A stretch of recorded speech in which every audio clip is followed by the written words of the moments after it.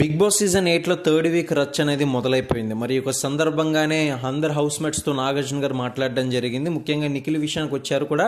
ఆ తర్వాత నిఖిల్ ఆడే విధానాన్ని అన్నిటిని కూడా ఎంకరేజ్ చేస్తూనే మరో పక్క నీ స్టామినాని నువ్వు గుర్తించుకున్నావు, కాకపోతే ఎదుటి వాళ్ళ మీద ఆ స్టామినా అనేది విపరీతంగా రుద్దుతున్నావు అని చెప్పేసి నాగార్జున గారు ఇండైరెక్ట్గా వార్నింగ్ అయితే ఇచ్చారు నిఖిల్కి. ఎందుకంటే ఎక్స్ టాస్క్ల విషయంలో కూడా నాగమణి గంటని ఎత్తిపడేసే విషయంలో రెస్పాండ్ అవుతూ అది చూడడానికి ఏమీ బాగోలేదు. ఎందుకంటే అవతల వాళ్ళని కాపాడుతూ కూడా కొన్ని సందర్భాల్లో టాస్క్లు ఆడాల్సి వస్తుంది.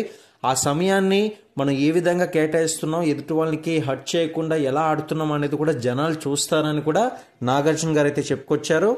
ఇక ఆ తర్వాత నాగార్జున గారు మాట్లాడుతూ ఫిజికల్ పరంగా చూసుకున్నట్లయితే నువ్వు ఫిజికల్గా చాలా చాలా స్ట్రాంగ్గా ఉన్నావు. చూసే వాళ్ళకే కాదు ప్రతి ఒక్కరికి కూడా అర్థమైంది.